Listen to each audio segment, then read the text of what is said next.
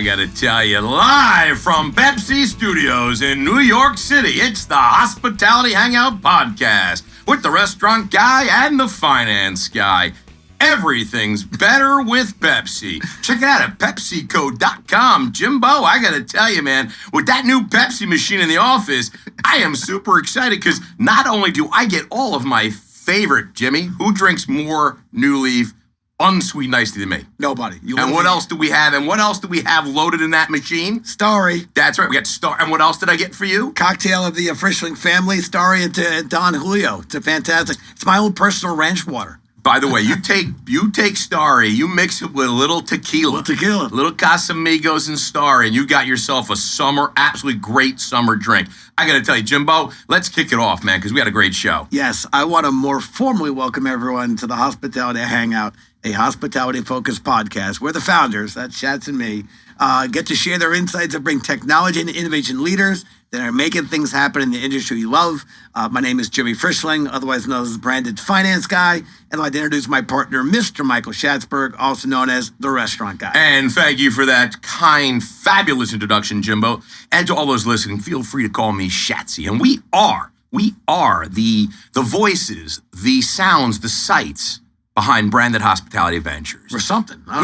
Jimmy, we are at the intersection of hospitality, technology, capital, and all things in the food, beverage, and restaurant space. Jimmy, we are in the middle of it all. So focused. We're very, very focused. We are incredibly focused. And I got to tell you, we have an incredible lineup today. We do. I still say, I don't know what we're paying for these guests. I don't know what we're paying to have them on, but it must be astronomical. I think we doubled the pay of this guest from last week's guest. Doubled it. Is that what we did? We can even triple it if you want. We can even triple it, Chats. I'll let you figure out the math on that. We are super excited today because today, we've got Noah Glass, Mr. Noah Glass. One of the OGs. CEO and founder of Olo. Jimbo, this guy's been slugging it out in this hospitality technology space for like 25, 30 years, maybe even longer. One of our industry. 40 years. One of our champions, one of the most innovative and kind of, he's like the Wayne Gretzky of the industry. He anticipated where the puck was going.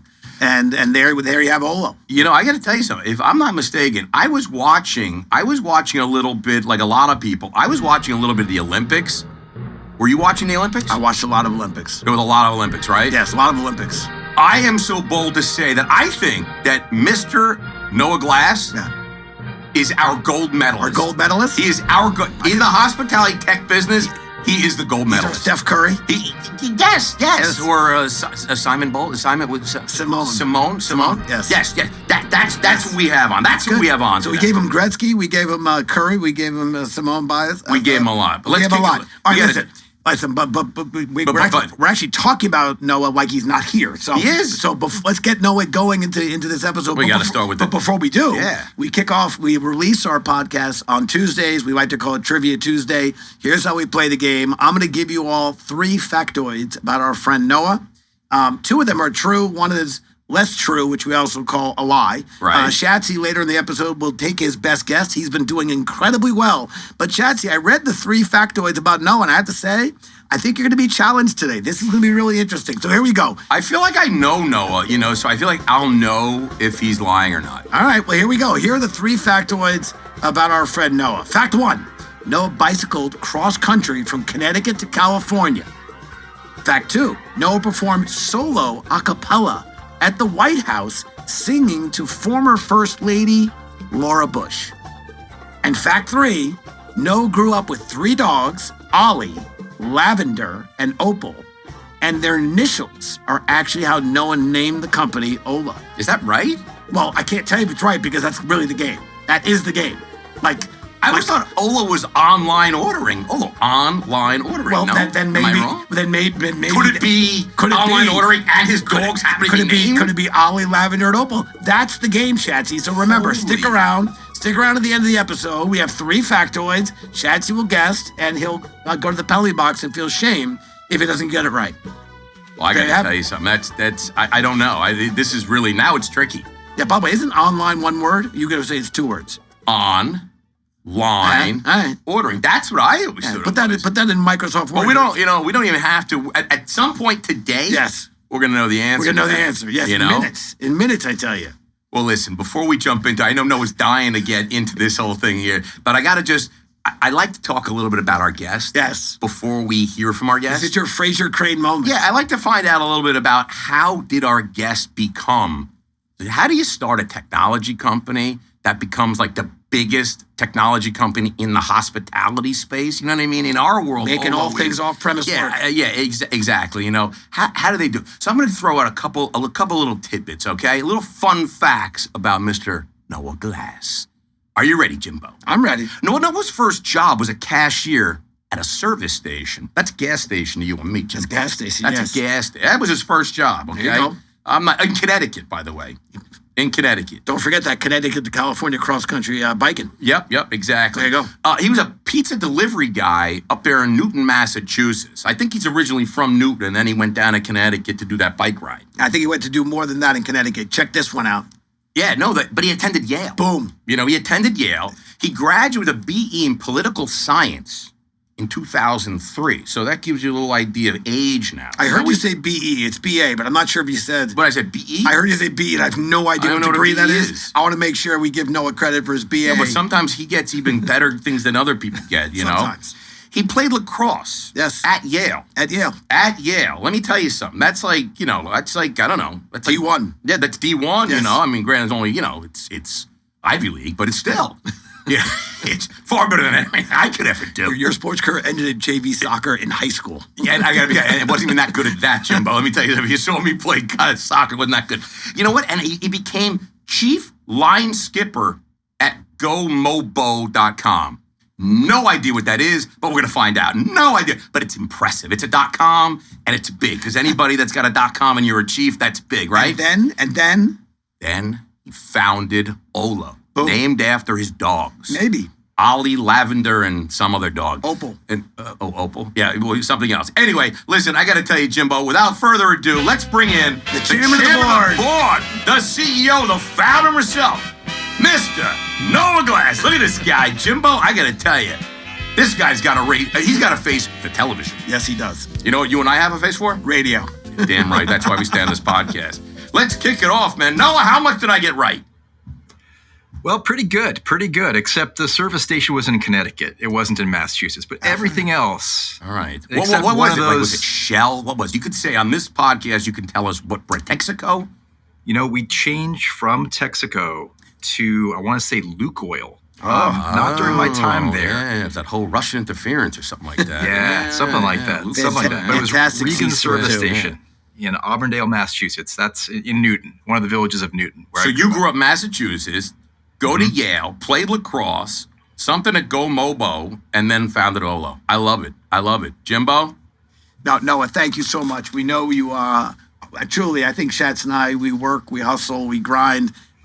You guys continue to do incredible things at Olo, and we appreciate you taking some time out of your day to be with us. It's my lucky day because usually Schatzy gets all the breaking news, but our producer Julie gave it to me today. So I love that I get to kick off the formal part of this podcast with some breaking news. Olo now offers card-present payment processing through Olo Pay.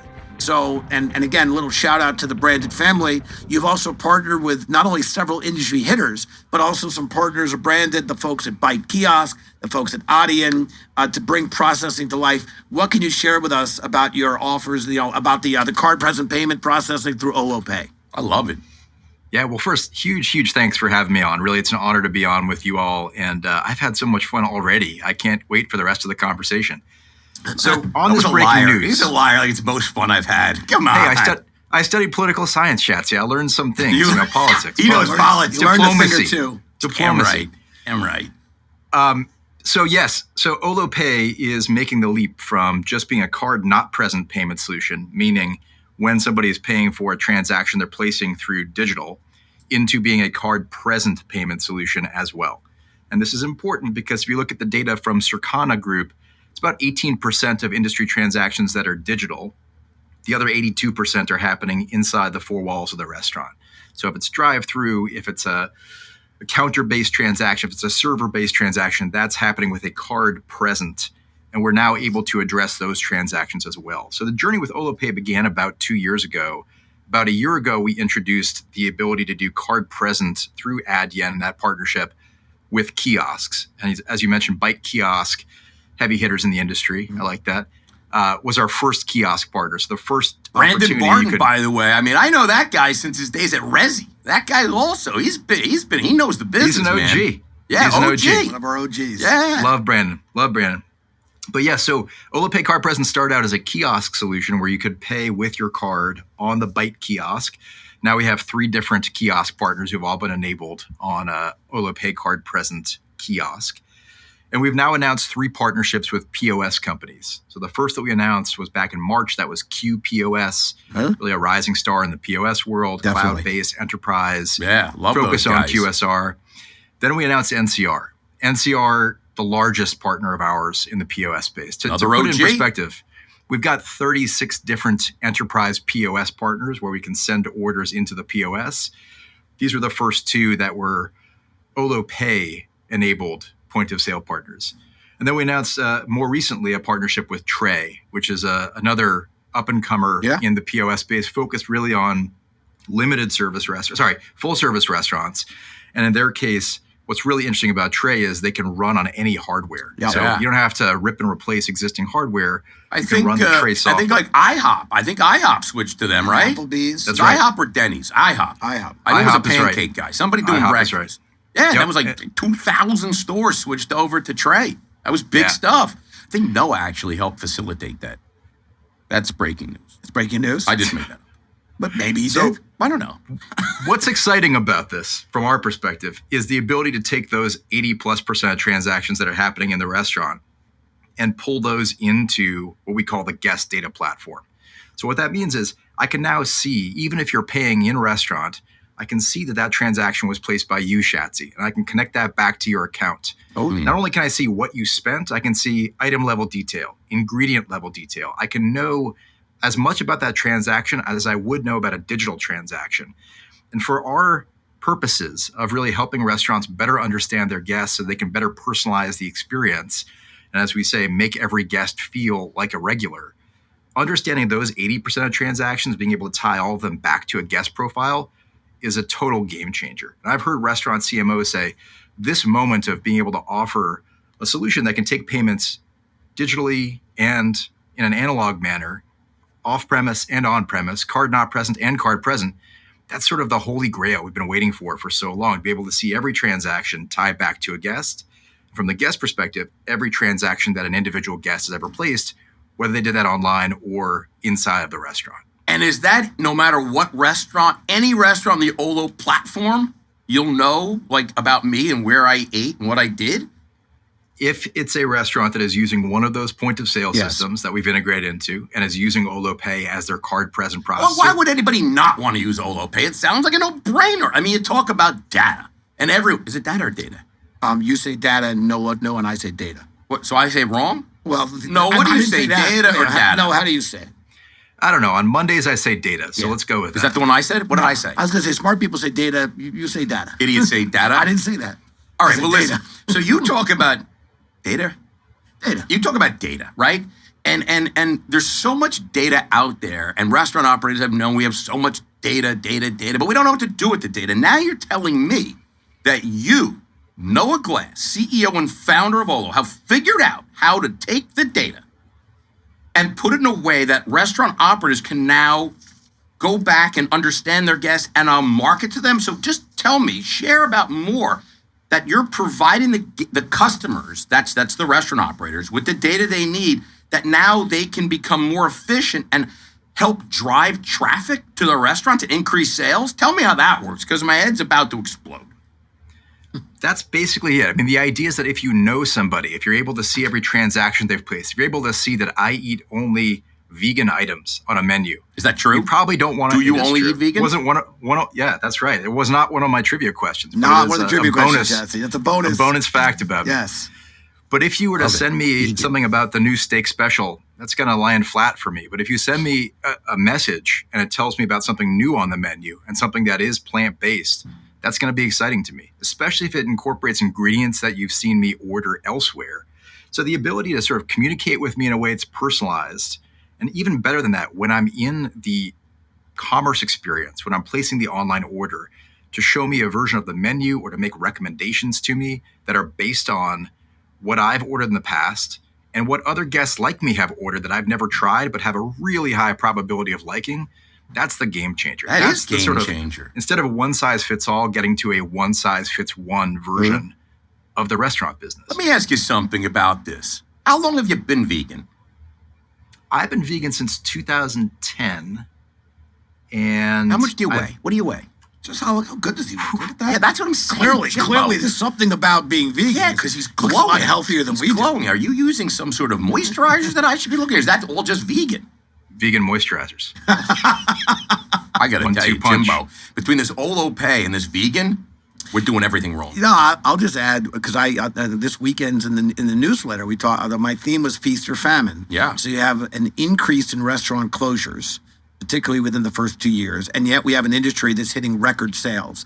And so, how do you explain this kind of this feast or famine? And to this topic, operators that are leveraging the data, leveraging an Olo Pay, leveraging that taking a guest and making them feel as though this has been a personalized experience. That is how restaurants, I think, more than anything, are driving butts and seats. Without a doubt. And the idea of just generic marketing, to me, I don't want to say it's lazy, because I know no restaurant operators are lazy. It may be the best they can do, right? But I think that these are the types of tools that really operators, if they want to win, they're going to have to embrace it, because that's what the guests expect. And I think it's awesome that you're doing it. You mentioned some good friends of ours, not just brands, but the folks at Q we think have come on incredibly strong. NCR is one of our longstanding friends. I mean, we've been super impressed with Trey has done in breaking onto the scene into a very competitive landscape and winning some really good business. And I'm thrilled to hear that they're recognizing that partnering with you and integrating with you is really important. Shatsy and you were talking about kind of the strides that we're making in the technology side and the implementation. And you, again, I mean, it sounds like we're joking around, but there's truth and humor. I mean, Noah and Olo really were one of the first on the scenes to understand the criticality of these integrations and how to help on the off-premise and now beyond space. But we're still, I like to say, in the early innings, but people are tired of hearing me talk about it. You just gave a factoid that we're still in on-premise, 80% of transactions are not digital. So by definition, for all this digital transformation that we're talking about, the super vast majority of the industry is still doing things, we'll call it somewhat the old ways. The old-fashioned way, Jimmy. Way. So to me, that leaves, we're a 1.2 sales industry projected by our friends at the NRA for 2024. Plenty of room. Wait, 1.2 what? Trillion, I should say. Trillion. You just said 1.2. I know it's on 1.2 what? It's a great point. I'm glad you called me out. But yeah, no, 1.2 trillion, Jimmy. You got to put the thing over there. You got to put like a little pinky finger. No, where do you think we are in kind of in this journey? You're seeing tech grow. You're seeing it scale. You're in the weeds with some of the largest and most important brands in our industry. Where do you think, where are we in the tech industry and scaling, growing, and kind of along the maturation curve? I truly think if we're talking in baseball analogies, we are just getting out of the dugout. It is so early in how this industry, which is a massive $1.2 trillion and growing industry, is embracing the digital transformation. And I think the really exciting thing, being at this for now 19 years, is to see that all of the data that we've collected, data, that's what I'm using today. All of the data that we've collected over that time, that is every single order that's ever happened. And we've done billions of orders on the Olo platform, 2.5 billion orders since our IPO 3 years ago.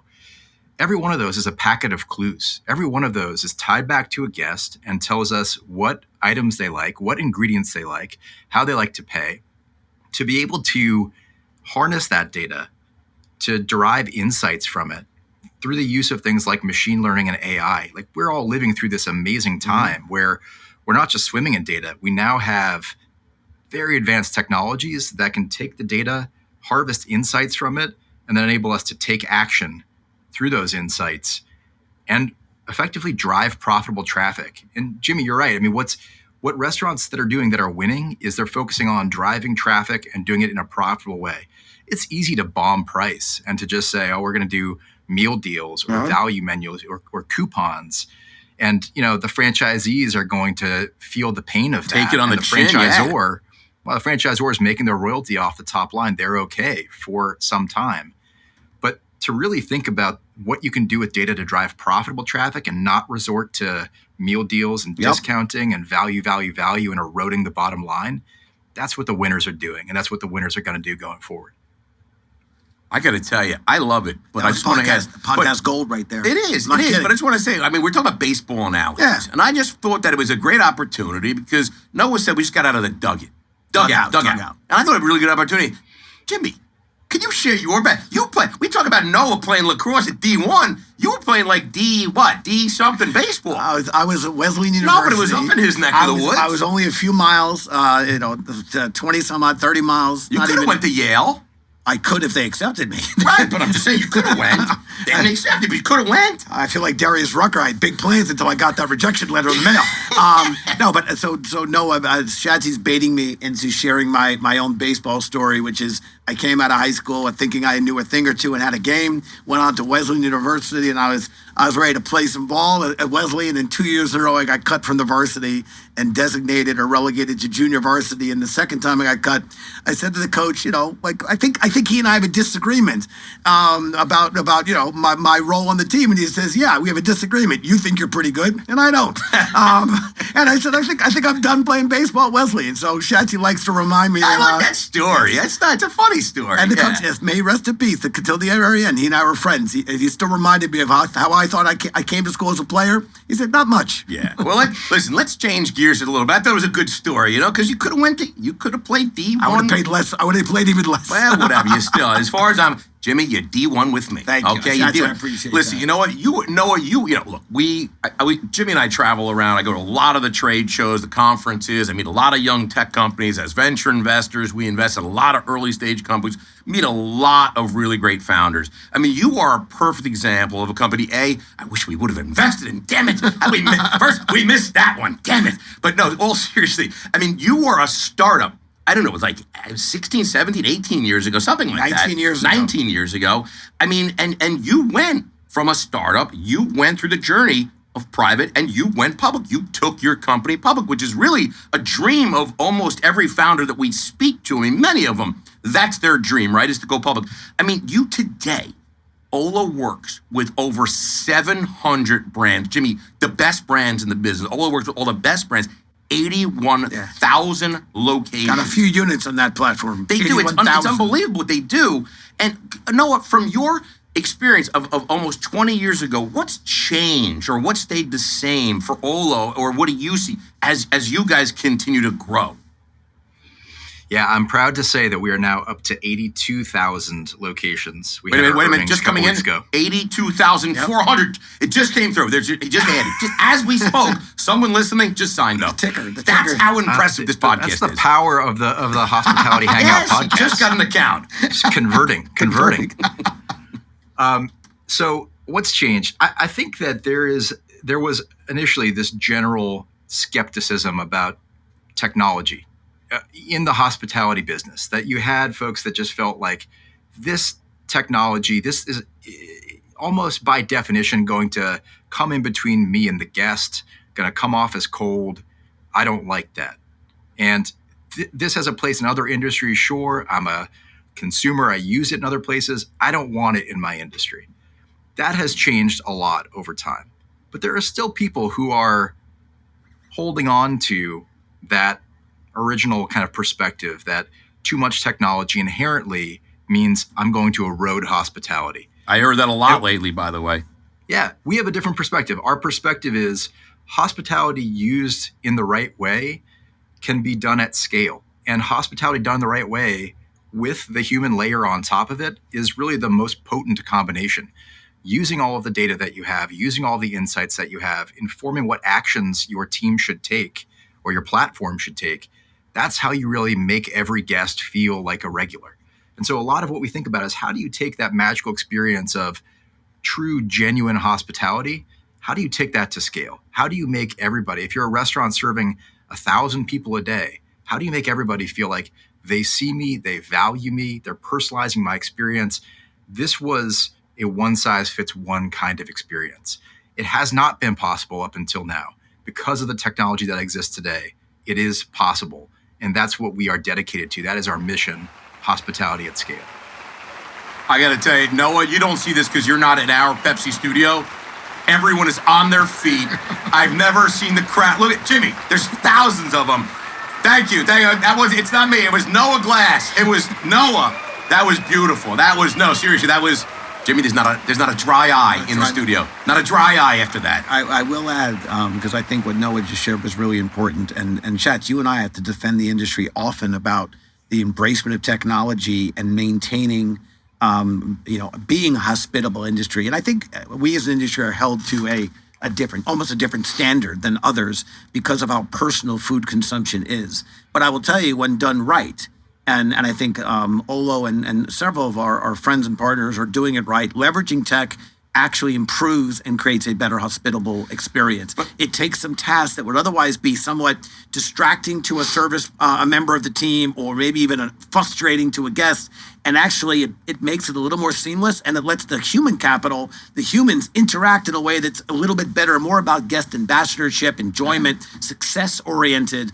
And again, so we're never going to be a tech industry. We're going to be a tech-supported industry, tech-enabled industry. And that's where I see Olo and Olo Pay and some of the other tools being so important. Yeah, I was just going to add that I just remember that there was a time, certainly in the full-service business, which is where we sit, where the whole QR codes during the pandemic and the menu was on the QR code. And then as things kind of settled back to, I'll say, quote unquote, normal, QR codes for menus really kind of drifted away, and people in high-end full serve, that was part of their experience, was really getting that beautifully designed, graphically pleasing menu. And today, I would say that is an area. I'm not saying QR codes were dead by any stretch of the imagination, but I think with respect to QR code and a menu on your phone in full serve fine dine, it seems like that is something that we're going to have to come up with something different. I don't know that technology is going to solve for that right now. And look, we're a very fragmented industry. It's not one size fits all. Yeah.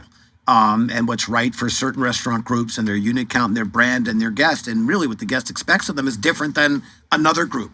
So again, I love that we're coming out of the dugout now, because I agree. I still think we're wonderfully early. I just love more baseball analogies from you, Jim. I'm hoping we get more. Let me tell you the baseball story. No, sorry.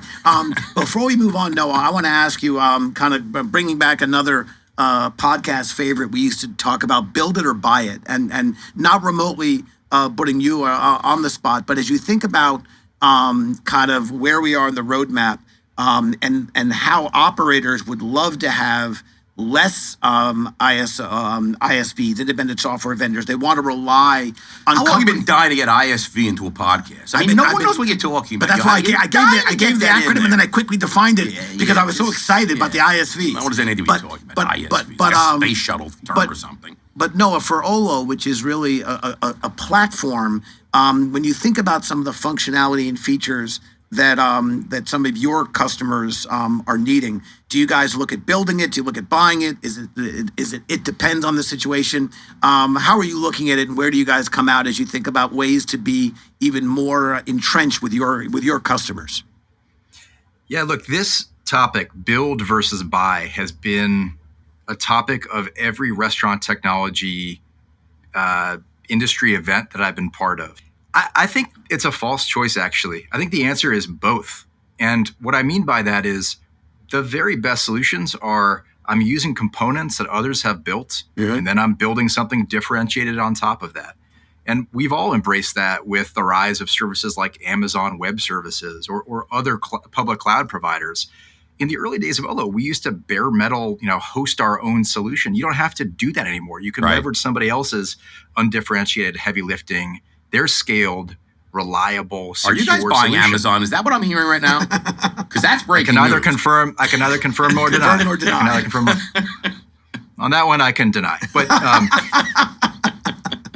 but look, I think that when brands are able to use platforms and then focus their time on building things that are really differentiated for their brand, that's where true magic happens. And you mentioned, we're a platform.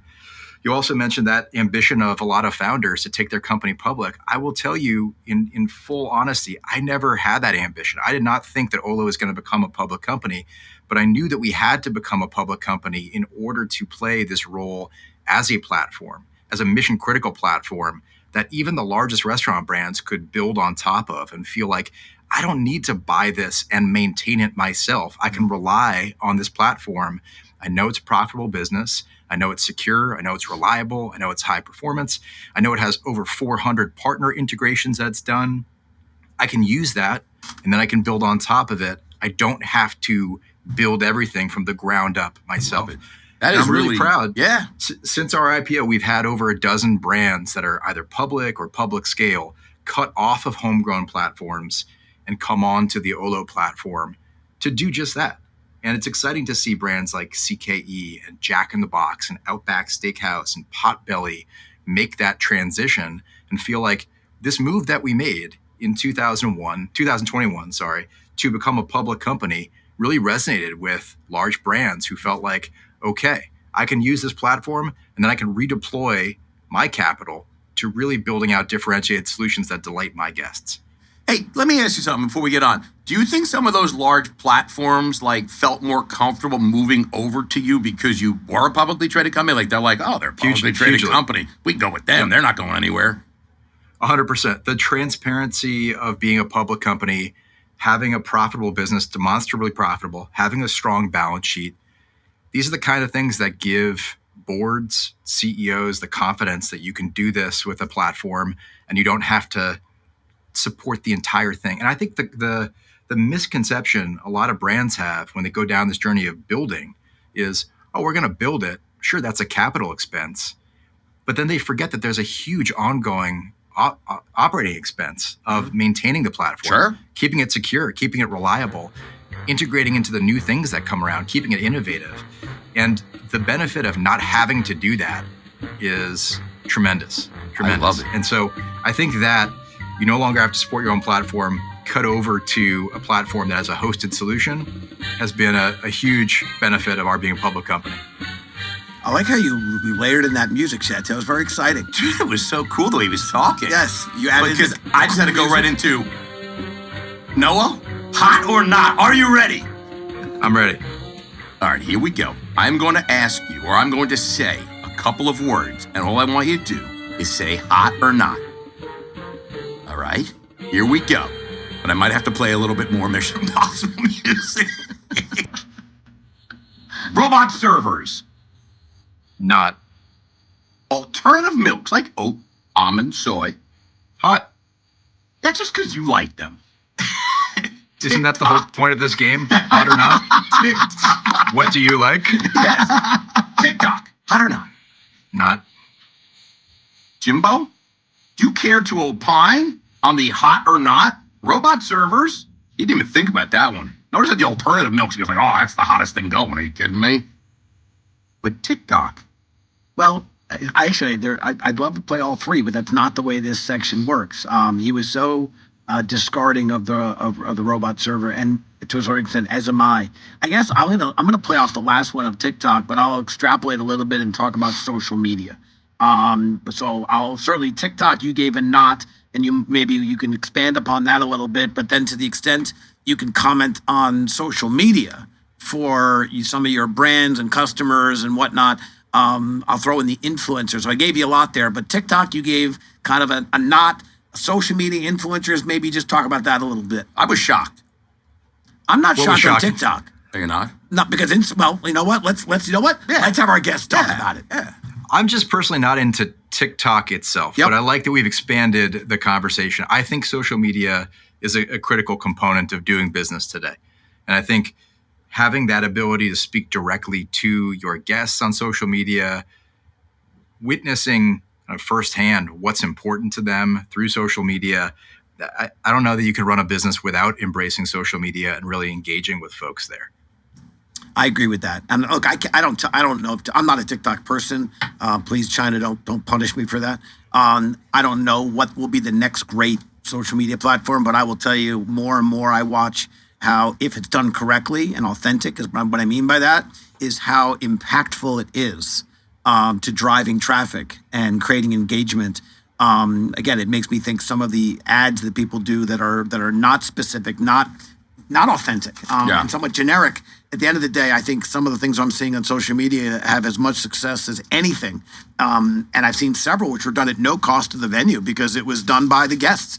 and influenced it. So I appreciate that. You know what's And look, really the hot? brilliance. Oh, sorry. The brilliance of social media is that it's all algorithmic. This is the brilliance and also the curse of social media and all of the sort of societal ills that it creates. But look, the idea of using an algorithm to understand what is it that I should show Jimmy, what is it that I should show Shatsy, this is something that Netflix has been doing, Amazon has been doing, YouTube has been doing, certainly Facebook has been doing for years and years, decades. Yeah. It's now possible to do that sort of machine learning and collaborative filtering, to get specific on the term, with what should I recommend to Jimmy based on what I know about what he's ordered in the past, based on what I know about all of the other guests who are lookalikes to Jimmy in terms of what they like. What is the next best thing that I should offer him? We just released something called Smart Cross-Sells. And Smart Cross-Sells is doing exactly that. It's based on what's in your cart right now, making a cross-sell saying, would you like to add this to your cart based on the data of what you already have in your cart? Not just saying, do you want fries? Do you want a drink? Do you want dessert? There's some reason to suggest fries because you've ordered them in the past, maybe. Exactly. And the impact is a 10% lift Yep. in cart size versus that just generic cross-sell. So that kind of result, that kind of business result, That's from real. using AI and machine learning to do collaborative filtering, to take an idea that's a decade plus old and just apply it in our industry. We love doing stuff like that. It's easy to predict the future if you're just pulling things in that have worked in other industries and applying them to this industry that's so early and just getting out of the dugout, as we said. Makes a lot of sense. I would just add, you know what else is super hot, Jimmy? What's that? Starry. Starry is really hot. Jimbo, I got to tell you, greatest thing ever happened to my family. It is, But it I is will a say great one thing about beverage. Starry. I'm just throwing it out there. I went to the supermarket this week, and I'm out in Hamptons, okay? Yes. And Jillian's like, pick up some Starry because she does Tito's and Starry, Yeah, okay? Tito's. She does little stuff, by the pool, grill, Yep. delicious. They were out of Starry. They were out of Starry Sold at out? Stop and Shop. Sold out or like, A big empty thing. It was like that's how popular it is. there was no Starry there. There was no Starry. I'm just saying, I don't know who's making it, but they got to.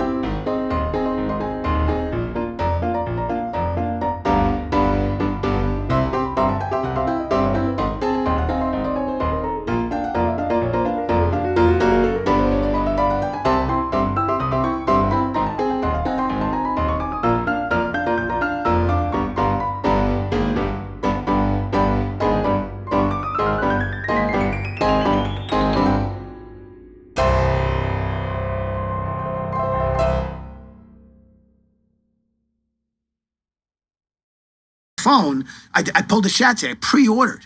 Yeah. And I have to say, I think Noah would embrace that. and Why not? and I pre-ordered, and when I walked in, my stuff was ready. That the staff was friendly and into it, and I gave my name, and it was such a seamless and enjoyable experience. And I credit it that I downloaded the app. I took the time to place my order. I got some points, but it was not the points that made me happy. It was that when I walked in, it was a really pleasant experience. And then grabbed and go, and I was off. So I thought one was leveraging a 7 rooms, and the other one I don't know who Joe and the Juice uses, but it's clearly an app and a loyalty and a way of pre-ordering that I thought. So tech played a role in both those experiences. Yeah, I was just going to add, by the way, I mean, that first impression, that host stand in full serve. I mean, I think a lot of operators, they're just kind of like the management kind of stays away, and we're like, oh, we'll just. It's like that is your first impression. Line. That's your first impression. Like how management is sometimes so distant from what's going on there. How they greet the guests, how they say goodbye to the guests, where do they sit the guests. Like that's so important. And I think a lot of people kind of just go, oh yeah, someone else has got they'll seat them. Like it's so wrong. It's so important. Again, and even if there were no notes in 7 rooms, it just that's the most important part, right? First impressions. There you go. And it's a moment where the guest is identifying themselves. Yeah. So you can have this moment where I know it's Schatzy who's coming in. I have a whole dossier on Schatzy, and I can bring that information to bear and make it feel like I know you and make it feel like a memorable experience. Yeah, I love that human layer on top of the guest book. Like the database. data that we're talking about and using it not to be creepy and weird, but just to make it personable. And hotels have been, like you said, I think have been doing that for a long time. And airlines have been doing it and a long airlines, time. They recognize you. Oh, Mr. Frischling, nice to see you again. And they know that. Even just that, even if you were at a Miami Beach Ritz-Carlton a year ago when they say nice to see you again, that makes you feel warm and fuzzy. So I agree with that. Jimbo? Oh, let's play it. What is that music? I think it's The Spice is Right. I got to tell you, I love this. The Spice is Right. Noah, I don't think you've ever played The Spice is Right. It's one of the greatest game show experiences in all of game shows. We came up with the idea for Spice is Right. It was our idea. And what we're doing on The Spice is Right is probably getting a cease and desist letter from, this is a Mark Goodman, Bill Topman production. Probably getting a cease and desist from them.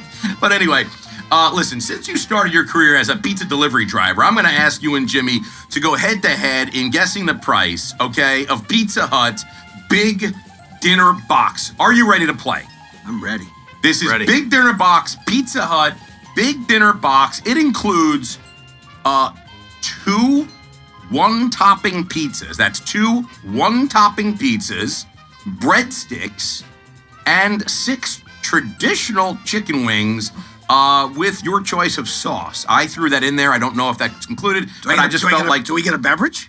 What I'm coming up with here on this particular, I am seeing no beverage choice on this particular Pizza Hut Big Box Dinner. Okay. But if you want to have a beverage, this is no beverage. We're pricing without the beverage. There's no beverage in this. There's they took all the starry. They're just giving out a starry with every order. You get free Pepsi. Free Pepsi products at Pizza Hut, by the way. I hope we don't get a cease and desist from Pepsi on that one. Okay, so it's a 2 one-topping pizzas, breadsticks, and 6 traditional wings with your choice. Closest guess without going over dollars and cents. Noah, care to guess? I'm going 1995. 1995. Locking it in. That was on my mind, and I'm not going to play chintzy and penny you or nickel you at all. Yeah, don't do that. Don't go dollar or $5 or $20. $27.95. $27.95. I gotta tell you, Jimbo wins again. Jimmy, you are killing it on the Spice. You won last week. I did win last week. It's $36.99. Wow, I'm not even sure I deserve to win if I'm I mean, I don't know where that Pizza Hut Big Dinner is, but I gotta tell you, that is 2 pizzas. What were those toppings? No, but the wings are they're rooster wings. They're gigantic. I thought I was enormous. All right, they're enormous. $36. I just got smoked. I gotta tell you, you were like way off. I don't know what's going on. Wait, you live in Manhattan now, right? Yeah. So you're thinking Manhattan pizza. Jimbo, he's thinking like Connecticut or something. You're like out in I was. You're like in the Adirondacks. I was closer, or but I'm something. still shocked at. You were up in Brant Lake feet. So that's it. Yes, seriously, that's suspicious. Yeah, wow, that is. Well, anyway, Jimbo, you win. You win an all-expense trip for 2 to Hawaii, courtesy of Pizza Hut. I'll tell you what, just give me the same money that Olo's earning for doing the show with me, and I'll be happy. Okay? Yeah.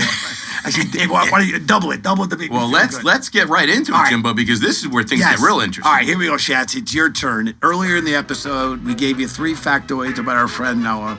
I'm going to run through them again, and Schatzy's going to pick which one was not true. Fact 1, Noah bicycled across country from Connecticut to California. Fact 2, Noah performed solo a cappella at the White House, singing a former First Lady, Laura Bush. Fact 3, Noah grew up with 3 dogs, Ollie, Lavender, and Opal, and their initials actually was how Noah named the company Olo. Shatsy, what says you? Hey, Noah, quick question before we get to this. What does Olo stand for? Haha, nice try. Nice try. You see what I did there, I see what you did there. Shats, Yale. Yeah, no, you're right. Damn it, I forgot about the Yale thing and lacrosse. I mean, the bicycling cross country, I mean, it doesn't say, like, he played lacrosse and, but singing a cappella, I see nothing about him singing anywhere, and he doesn't have a particularly good voice. Like, by the way, he can hear you. But a cappella, which one is that? Is that like really high or really low? It's no music. It's just you sing. Oh, that just means that you sing? You just sing without instruments. What's the way? I think it like that. What's that? Now you go to tones like baritone. Oh, baritone. Okay. Acapella, like awesome. It's basically just singing with no instruments. Yeah. Like pitch perfect. Acapella. In the way of singing a solo by himself? There's not that. By definition, a solo would be on your own. No, he didn't do that. He didn't go to the White. Why would he go to the? What the heck is he connected to the? No, he did not do that. Okay, so that's too weird. Are you locking it in? I'm locking it in. There's okay. no way he was doing Aka. Why would they ever get him? I mean, they could get anybody. Oh, I thought that one. Beyonce. I get Justin Timberlake, somebody great. Okay, not that he's not great. I think that one's true, but you know what? I don't have to play the game. Noah, you think it's true? I think that's true. No, I think that one has happened. You think he did that? I think he did. Do you inside information? I have no inside information. Well, I don't know, Jim. Okay, Noah, which one is the lie? And tell us about the truth, because these are awesome. By the way, if it's a cappella, you're going to sing for us. Well, the acapella one is true. Yes. But as much as I love you guys, I'm not going to sing for you. That's fair. But I will tell you the story. Please. I'll tell you the story. Get the hell out of here. First lady. So wait, what was the lie? The lie was the third one. Yeah, Olo. I had a dog growing up. The dog's name was Cider. Nothing to do with the name Olo. So technically, Olo could have been called Cider. That's true. That's a good name. Olo does stand for. That's your next one. Cider.com.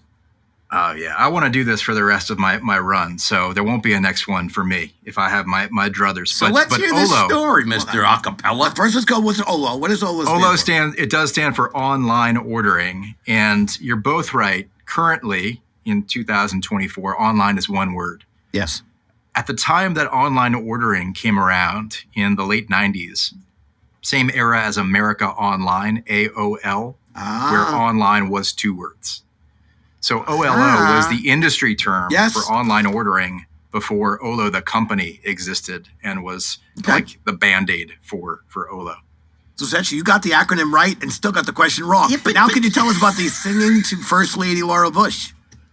Yeah, I was in an a cappella group at Yale called the Baker's Dozen. We like to describe ourselves as a drinking group with a singing problem, proudly. And, President Bush and his father, both proud alums of Yale. They were Yale guys. And President Bush's daughter, Barbara, not his mother, Barbara, his daughter, Barbara, was a classmate of my wife's in the year below. And we were part of the same group of friends and got invited in to sing at the White House. And I got to sing. I have a deep voice. Shatsy, I won't take offense. You said I don't have a good voice. I have a deep voice. I have Beautiful a bass voice, by the way. The one song that a bass can sing is this song called Little Red Riding Hood, where you're the wolf singing to Little Red Riding Hood. And I sang that to First Lady Laura Bush with President George W. Bush right next to her. And that was a pretty cool experience. Wait a minute. He's not singing. He's not singing. Can you just give me just a little? Nah. No upset. Next time. Invite me back. Maybe I'll sing. Look at that. By the way, that was one of my favorite two truths and a lie. A, because Shatsy, you didn't get it right, but B, he sang to the first lady and the president, by the way. Yeah, I know. God, you gotta have balls to do that, man. But I also did bike across the country for Habitat for Humanity. That's the other one. We forgot about that. But I know we do that. He biked over 3,000 miles. See, we're not even giving him any credit. Yeah, like, how did you Hold do on, that? it's more than Were you on a Schwinn? 4,323 miles, all told. So I feel like that's further. Like, you went even further than you had to. We didn't go on any interstates. So we had to kind of take a circuitous route. But it was an amazing experience. I did that right after my senior lacrosse season. I got on the bike, 215 pounds, played defense for the Yale Bulldogs. Not in great biking shape at all. I got off the bike 63 days later, 185 pounds. Oh, my God. Yeah, you're like Forrest Gump, you know, when he was like running. So you just got to L.A. on your bike and you just turned around and went back? I think I'm done now. I think I'm done now. Got to the Golden Gate Bridge, hung out there for a couple of days, flew back in, 5-6 hours. When you've spent 63 days crossing the country on a bike and then you fly back in 5 hours. Yeah, I would agree. That's awesome, though. Wow. Yeah, Jimmy and I were thinking about doing that, and then we changed our mind. We're like, I don't think we're going to do that. All right, listen. No, I know you got to go because we only have a few minutes left, but let me just bring up to you right now the greatest part of any podcast in the history of all podcasts. Branded Quickfire. Are you ready? Noah Glass. Ready. Branded Quickfire. 5 lightning round questions. Here we go. Favorite summer Olympic sport? Women's soccer. Amazing. U.S. Women's National Team. Triple espresso. Killer team. My sister played soccer in college and was the captain of the Harvard soccer team. What is this Glass family doing? What are they eating? What's going on? I got to meet the mom and dad. What are they doing? Very proud, Papa. Something right over there, right? They're coming over for dinner tonight. They weren't vegan, though. There's no way your parents were vegan. You don't get that kind of, you got to eat steak to get that kind of greatness. Am I right? Quickfire, Shats. It's a quickfire. The most used app on your phone right now, what is the most?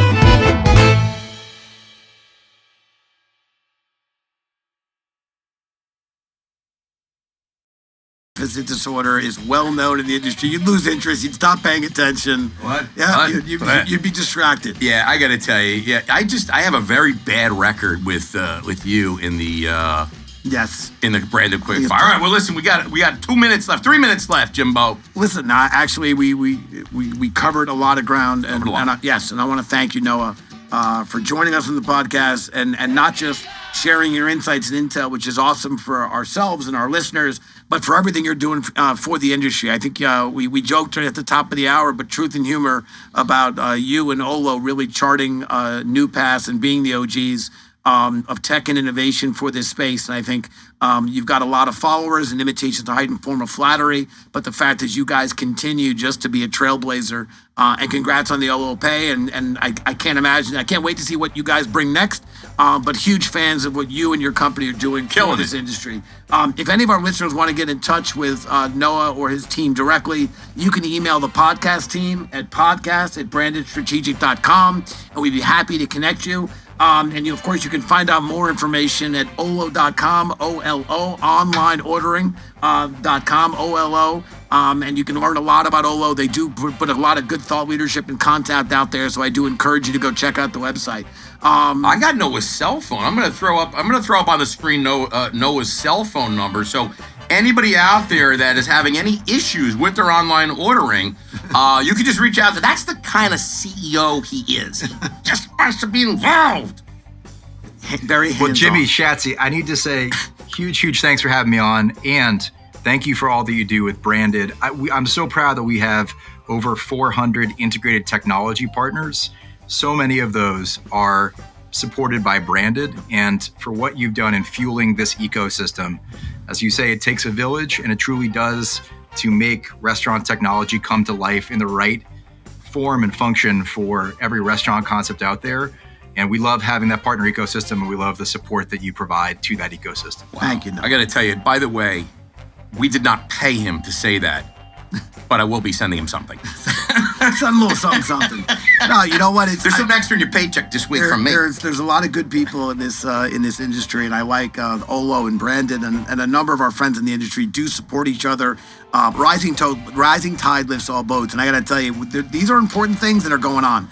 Helping operators succeed, we love restaurants, but we got to help them stay in business. We got to help them succeed. And this digital transformation is a key part of it. Was that it? Are you done? I was gonna walk us out, Schatz, unless you have anything you want to add. Yeah, I was gonna say, by the way, really excited about this last plug, and I'm done. It's great having Noah. Thank you. Check us out, by the way. You can listen to us, which is great. But you know what is even better, more fun? Checking us out in person. Check us out at Hospitality Hangout on YouTube. You can check us out. You can actually see how ugly we are. See us? Yeah, you can actually see how ugly we really are in person. You know what I mean? So check us out. And by the way, Jimbo, just want to tell everybody, if you're not subscribed to the Hospitality Headline, the weekly newsletter comes out every Saturday morning at like 6 a.m., which is one of the best reads ever. Check out the hospitalityheadline.com. I got to tell you will find some incredible insights, some great stuff about the industry. Jimbo, this has been great. Cheers, everybody. Thanks, everybody. And thank you, Noah. Cheers. Thank you.